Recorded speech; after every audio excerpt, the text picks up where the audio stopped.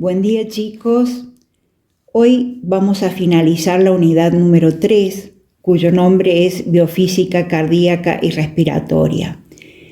Y lo vamos a hacer estudiando esta última parte a la que he llamado parte C. La mayor parte de los temas lo van a poder estudiar siguiendo el Giancoli y están desarrollados en el capítulo 13. También están en el Cromen, por si les interesa estudiar desde allí. En particular, hoy vamos a estudiar dos temas, la tensión superficial por un lado y la capilaridad por otro. Comencemos entonces por el desarrollo del primer concepto, el de tensión superficial. La tensión superficial se debe a que las fuerzas de cohesión que afectan a cada molécula son diferentes en el interior del líquido y en la superficie. Observemos el recipiente aquí de la figura, recipiente que se muestra aquí, que contiene, por ejemplo, agua. Y los puntos, las esferitas rojas, están representando en realidad a las moléculas que constituyen ese líquido. Centrémonos en una molécula, por ejemplo en esta que estoy señalando con el puntero láser. Esa molécula se ve afectada por las fuerzas de cohesión debido a las moléculas que la rodean. Es decir, ella se siente atraída por todas y cada una de las moléculas que la rodean. Pero esas fuerzas finalmente se cancelan entre sí. En cambio, si vamos a una molécula de la superficie, por ejemplo esa o esta que está aquí, ella se ve atraída por la fuerza de cohesión tanto por la molécula que está a la derecha como la que está a la izquierda, como estas dos que están inmediatamente por abajo de ella, y también por esta que está todavía un poquito más abajo. Y estas fuerzas de cohesión en este caso no se cancelan, sino que al contrario refuerzan la atracción, la cohesión entre las moléculas de la superficie. Es decir, la tensión superficial es la resistencia que opone la superficie a ser rota. La superficie entonces de un líquido en reposo se comporta como una membrana que se alarga bajo tensión. Bueno, la tensión superficial es una magnitud física y nosotros la vamos a definir con la letra griega gamma y se define como la fuerza por unidad de longitud L que actúa de forma perpendicular a cualquier línea o corte en la superficie de un líquido. Y lo que hace es tender a cerrarla. Para entender la definición que acabamos de presentar de tensión superficial, analicemos el siguiente dispositivo. Se trata simplemente de un alambre en forma de U, que tiene una película, un líquido delgado aquí dentro, y además consta de este alambre móvil que me permite deslizarlo agrandando la superficie del líquido o achicarla. Recién vimos que la tensión superficial se opone a que se aumente esa área. Es decir, si aplico una fuerza F, la tensión superficial gamma se va a oponer, va a presentar resistencia al aumento del área que quedó aquí encerrada. En el caso del esquema, la fuerza F es la que estamos aplicando aquí y la longitud que se modifica es esta que se marca acá. Pero en realidad, si nosotros vemos esto de perfil, una vista lateral, aquí tenemos la película de fluido. La tensión superficial está ofreciendo resistencia al aumento del área del líquido y observemos que en realidad hay dos superficies, una inferior y otra superior. Por eso en realidad en el caso nuestro la gamma es igual a la fuerza F que estoy aplicando dividido 2 veces L, reitero, donde L es esta longitud, y el 2 proviene de que hay dos superficies, una cara superior y otra cara inferior. Veamos algunos valores de tensión superficial. Esta tabla corresponde al Giancoli capítulo 13. Por ejemplo, la tensión superficial que se mide en Newton por metro o Newton dividido metro. Veamos la del agua. La tensión superficial del agua es 0,076, es decir, 76 por 10 a la menos 3 de Newton sobre metro. Y cuando consideramos a las distintas temperaturas, la tensión superficial cambia, en particular cuando se aumenta la temperatura, por ejemplo, de 0 a 20 y a 100, la tensión superficial disminuye. La tensión superficial a 20 grados centígrados, es decir, la temperatura ambiente de una solución jabonosa, es de 0,025. Es mucho más chica que la del agua sola. Y la tensión superficial del mercurio es muy alta, es de 0,44. Veamos las analogías que tiene la tensión superficial con la presión. En primer lugar, la presión es la fuerza por unidad de área. En cambio, la tensión superficial es la fuerza por unidad de longitud. La presión ejerce una fuerza perpendicular a la superficie. La tensión superficial ejerce una fuerza perpendicular a la línea. La presión ejerce una fuerza hacia afuera, es decir, tiende a dilatar un volumen. En cambio, la tensión superficial ejerce una fuerza hacia adentro, es decir, tiende a encoger una superficie. Trata de hacer el área de la superficie de un líquido lo más pequeña posible. Como ejemplos, citamos a los siguientes. Una gota de líquido en caída libre adopta la forma de una esfera, porque la esfera posee el área más pequeña capaz de contener un cierto volumen. Aquí se aprecia en esta fotografía bien claro el concepto que acabamos de presentar. Estas son gotas de rocío que se adhieren, por ejemplo, a una hoja de pino. Y esto también, otro muy buen ejemplo, es el globo ocular, el hecho de por qué el globo ocular tiene forma esférica. Veamos este tema que hemos llamado andando sobre el agua. La tensión superficial del agua es mayor que la de cualquier líquido ordinario, excepto el mercurio. El hecho de que tenga una tensión superficial grande el agua es muy importante debido a que ese elemento está siempre presente en los sistemas biológicos. Hay varios resultados en la vida cotidiana que nos ponen de manifiesto este hecho. Por ejemplo, una hoja de afeitar que está hecha con un material que tiene una densidad mayor que la del agua, o una aguja de acero, pueden flotar sobre una superficie de agua. Y otro hecho sorprendente, en cierta manera, es el hecho que algunos insectos puedan caminar sobre el agua.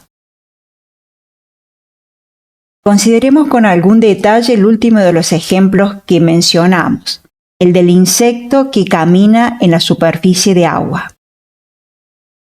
Observemos que cada patita del insecto forma una depresión de forma esférica en el agua. Forma esto que está acá en un plano transversal que se muestra aquí. Y debido a la tensión superficial del agua aparecen estas fuerzas, están dibujadas en color celeste, donde esas fuerzas, el módulo de esa fuerza es igual a gamma por L. Pero en particular, esa fuerza tiene dos componentes, una vertical que forma un ángulo θ con la fuerza realmente y una componente horizontal que también puedo calcular en función de θ, pero que se cancela con la componente de esta otra fuerza. En cambio, las componentes verticales, las que son igual a F por el coseno de θ, esas se van a reforzar. Las voy a tener que sumar a todas.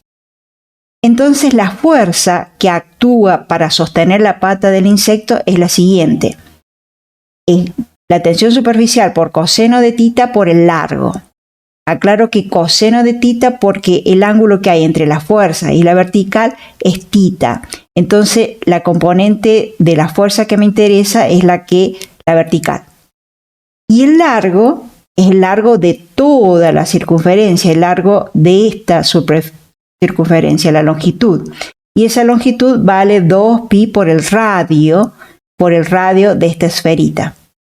Así que en definitiva, la fuerza que aparece sobre la pata del insecto es igual a 2pi por r por la tensión superficial y por el coseno del ángulo. Fíjense que esa fuerza depende directamente de la tensión superficial. Entonces, para ciertos elementos el insecto va a poder caminar sobre el agua, dependiendo de la tensión superficial. Sobre otros líquidos no lo va a poder hacer. Veamos a qué se llama tensoactivo o surfactantes. La definición nos dice que a cualquier sustancia que reduce la tensión superficial de un líquido recibe el nombre de agente tensoactivo o surfactante. En particular, los jabones y los detergentes tienen el efecto de disminuir la tensión superficial del agua. Recordemos que la tensión superficial del agua es grande, 0,072 newton por metro. En cambio, cuando al agua le agregamos jabón o detergente, la tensión superficial disminuye a 0,025. Y en realidad este es un efecto buscado, es deseable para lavar y limpiar, ya que la alta tensión superficial del agua pura impide que ésta penetre fácilmente entre las fibras del material. Consideremos ahora la tensión superficial en los pulmones. En particular, las paredes de los alvéolos segregan un tensoactivo que reduce la tensión superficial en un factor de 15. La tensión superficial del alvéolo sin el tensoactivo es de 0,050. En cambio, cuando le agregamos o consideramos el tensoactivo, la tensión superficial disminuye bastante a 0,0037 newton por metro. En los alvéolos están bañados por capilares que contienen sangre arterial pulmonar. Se produce el intercambio del oxígeno del aire con el dióxido de carbono de la sangre. Bueno, esto lo saben mucho mejor que yo porque lo han estudiado en fisiología. En un alvéolo desinflado, la concentración del tensoactivo es elevada. Por lo tanto, la gamma es baja y entonces el alvéolo se dilata sin dificultad. En un alvéolo dilatado, la concentración de tensoactivo disminuye y aumenta la tensión superficial hasta que se alcanza un punto de equilibrio en el máximo de la dilatación. Al expirar, el aumento de gamma ayuda a desinflar el alvéolo y a expeler el aire. Los alvéolos de un bebé al nacer están tan aplastados que se necesita una diferencia de presión de unos 30 milímetros de mercurio para inflarlos por primera vez. El primer aliento de vida exige un esfuerzo extraordinario para vencer la tensión superficial de los alvéolos. Continuamos entonces y vamos a presentar el concepto de acción capilar. Cuando una gota de líquido se coloca sobre una superficie sólida, como por ejemplo una gota de agua sobre una superficie de vidrio o una gota de mercurio sobre también sobre una superficie de vidrio, el líquido puede extenderse o quedar concentrado. Y eso depende de los valores relativos de la fuerza adhesiva y de la fuerza cohesiva. La cohesión se refiere a la fuerza entre moléculas del mismo tipo y la adhesión a la fuerza entre moléculas de tipo diferentes. Observemos aquí, entre la gota de agua que se colocó arriba del vidrio, existen fuerzas de adherencia. Esta que estoy marcando aquí es una fuerza de adherencia que tiende a adherir las moléculas de agua al vidrio. Pero también hay una fuerza de cohesión entre las moléculas del agua. En el caso de la gota de agua sobre vidrio, esta fuerza adhesiva es mayor que la cohesiva, de modo que tiene predominio, es decir, la suma de esta fuerza de adhesión con esta fuerza de cohesión, la resultante, la suma, es esta fuerza roja que está aquí. Es este vector dibujado con color rojo que se muestra. En cambio, si sobre el vidrio se coloca una gota de mercurio, la fuerza adhesiva es esta y la fuerza cohesiva es mucho mayor, de modo que la resultante es este vector que se ha dibujado en color rojo.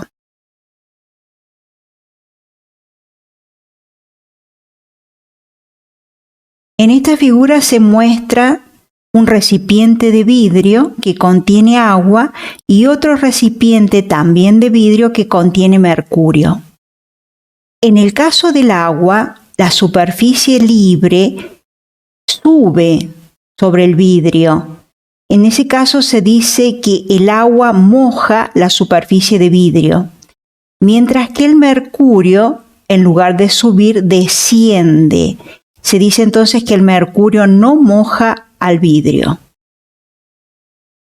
La tensión superficial desempeña un papel importante en otro fenómeno que es la capilaridad. En tubos con diámetros muy pequeños se observa que los líquidos suben o bajan con respecto al nivel de líquido que los rodea. Este fenómeno se llama capilaridad y tales tubos delgados se llaman capilares.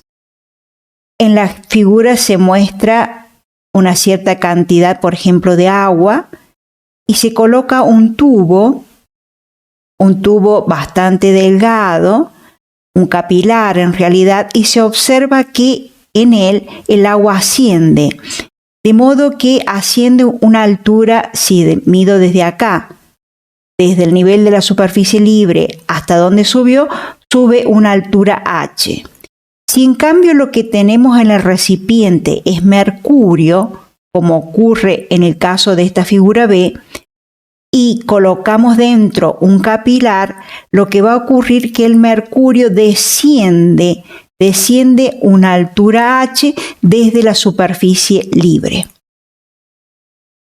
Podemos calcular cuánto vale la altura h a la cual asciende o desciende un líquido en un capilar. Para eso necesitamos definir a qué llamamos ángulo de contacto. Y ángulo de contacto, que vamos a designar con θ, es el ángulo que forma la superficie sólida, es decir, la superficie de vidrio que forma la superficie sólida con la tangente a la superficie líquida.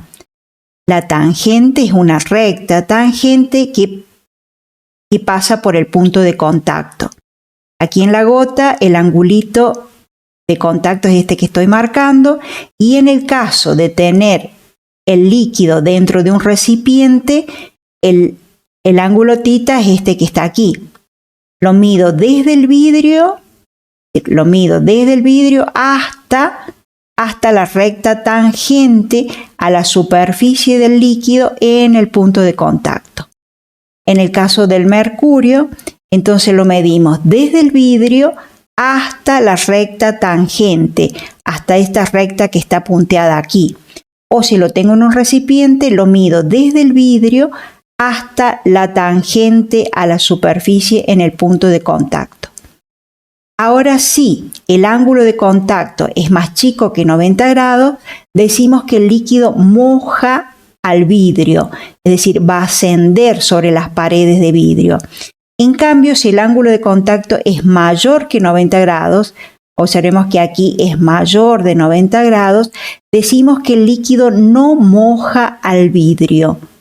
En lugar de adherirse al vidrio, en realidad lo que hace es formar este menisco convexo. La expresión que nos permite calcular la altura es esta que está aquí, donde nos dicen que h es igual a 2 veces la tensión superficial por el coseno del ángulo de contacto sobre la densidad del líquido por la gravedad y por el radio R, que es el radio del capilar. Observemos aquí. En el caso, por ejemplo, que tuviésemos agua, el agua va a subir por el capilar a una altura h, que es esta que está aquí. Y en el caso del mercurio, en el capilar va a descender desde la superficie libre una altura h. Analicemos un poco cómo son estas variantes o cómo varía la altura h. La altura h va a aumentar si la tensión superficial aumenta, simplemente porque la tensión superficial es directamente proporcional a la altura y sin embargo es inversamente proporcional al radio del capilar. Es decir, la altura h va a aumentar siempre y cuando el radio disminuya. Consideremos algunos ángulos en particular. Si justo el ángulo de contacto vale 90 grados, coseno de 90 es 0, por lo tanto h es 0, ni va a subir ni va a bajar en ese caso. Si θ es menor que 90 grados, como ocurría con el agua, la altura será positiva. Analicemos a continuación la relación que hay entre las bombas y el corazón. En el esquema de la figura se muestra básicamente las bombas más sencillas. Se presenta el esquema que corresponde a las bombas más sencillas, que son la bomba aspirante y la bomba impelente. En el esquema lo que se muestra es un cilindro y en uno de esos extremos el cilindro tiene un pistón o un émbolo que se puede desplazar hacia la izquierda o hacia la derecha. Además, este cilindro consta de una válvula de entrada y de una válvula de salida. Veamos cómo funciona. Si se desplaza el émbolo o el pistón hacia la izquierda, eso produce que el volumen del fluido que está aquí confinado, podrá ser un gas o puede ser un líquido, el volumen de ese fluido aumenta. Y si el volumen aumenta, la presión disminuye aquí dentro. Por lo tanto, si acá hay menor presión, el émbolo de entrada tiende a abrirse y permitir la entrada de más fluido al recinto. Y en cambio, la válvula de salida se cierra herméticamente. En cambio, si ocurre el movimiento opuesto, este cilindro pasa a funcionar como una bomba impelente. Es decir, si nosotros desplazamos el cilindro ahora hacia la derecha, lo que vamos a hacer es disminuir el volumen del fluido. Si disminuye el volumen, aumenta la presión. Si aumenta la presión aquí en el seno del líquido o del gas, lo que sucede es que la válvula de entrada se cierra y se habilita o se abre la válvula de salida. Así funciona una bomba impelente. En cambio, lo primero que describimos corresponde a una bomba aspirante. Es decir, cuando el pistón se movía hacia la izquierda, se aumentaba el volumen, se disminuía entonces la presión y se habilitaba la válvula de entrada. Continuemos con esto, tratando de analizar al corazón como una bomba. Y en realidad el corazón es una bomba aspirante impelente. El bombeo de sangre del corazón requiere dos movimientos complementarios: la sístole o contracción y la diástole o relajación. La sangre sale del corazón siempre a través de arterias, concretamente a través de la arteria aorta y de la arteria pulmonar, e ingresa por las venas, por la vena cava inferior, la vena cava superior y las venas pulmonares. Cada ventrículo está separado de su correspondiente aurícula por medio de válvulas, de la válvula tricúspide y de la válvula, es decir, está separado la aurícula derecha del ventrículo derecho a través de la válvula tricúspide. Y en el lado izquierdo del corazón, quien separa aurícula izquierda de ventrículo izquierdo es la válvula mitral. El flujo de sangre en los corazones sanos solo tiene un sentido, fenómeno que se asegura gracias a la presencia de las válvulas cardíacas. Es decir, una vez que la sangre ingresó por la válvula tricúspide o por la válvula mitral, si el corazón funciona bien, si pertenece a una persona sana, no puede retroceder, sino que lo único que le va a quedar por hacer es, después que haya una contracción, pasar por la válvula pulmonar o pasar por la válvula aórtica. Durante la diástole ingresa sangre llenando las aurículas. Luego se abren las válvulas tricúspide, aquí se ilustra mejor, y la válvula mitral, lo que hace que la sangre ingrese a los respectivos ventrículos. Es decir, en este momento se comporta como una bomba aspirante. Durante la diástole, el corazón se comporta como una bomba aspirante. En cambio, durante la sístole o contracción de los ventrículos, el corazón expulsa sangre de los ventrículos a través de la aorta, ingresa por esta válvula y a través de la válvula pulmonar. Entonces podemos decir que el corazón se comporta como una bomba impelente. En esta figura se ilustra el ciclo cardíaco y podemos comenzar analizándolo con esta figura A.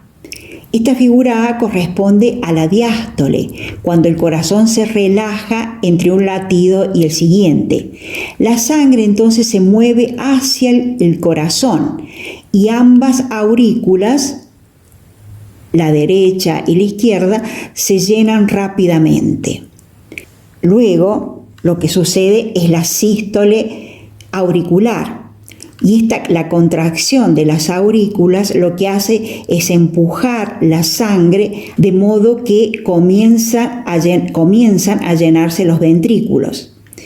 Posteriormente, cuando sucede la contracción de los ventrículos o la sístole general, lo que sucede es que se habilitan las válvulas que vinculan los ventrículos con las arterias. Es decir, la contracción de los ventrículos fuerza la sangre a través de las válvulas semilunares para que viaje a través de las arterias pulmonar y de la arteria aórtica. Luego de eso, lo que sucede es que el corazón se vuelve a relajar y se cierran en ese momento las válvulas semilunares, las que conectan los ventrículos con los pulmones y con la aorta. Y la sangre lo que hace es llenar, como está relajado, comienza la sangre a fluir hacia el corazón, hacia las aurículas, y el ciclo comienza nuevamente. En esta animación se grafica la diástole y la sístole.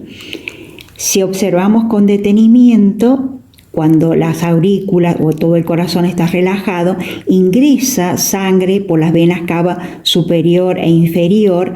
Luego la válvula tricúspide habilita el ingreso de la sangre a los ventrículos.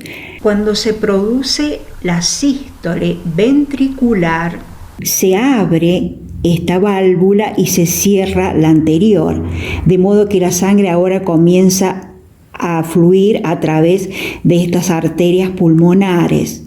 Y en la aurícula izquierda se muestra lo mismo. La sangre ingresa primeramente a la aurícula izquierda, luego se abre la válvula mitral y posteriormente con la sístole ventricular se abre la válvula aórtica y la sangre ya oxigenada circula por la arteria aorta. La que sigue también es una animación que me pareció interesante porque se ilustra cómo las válvulas cardíacas aseguran que el flujo de sangre tenga un único sentido, es decir, que no retroceda e ingrese a la cavidad desde donde proviene. Si analizamos un poquito, ingresa la sangre a la aurícula, se abre la válvula tricúspide y luego se cierra esta y recién se habilita la que la lleva a las arterias pulmonares.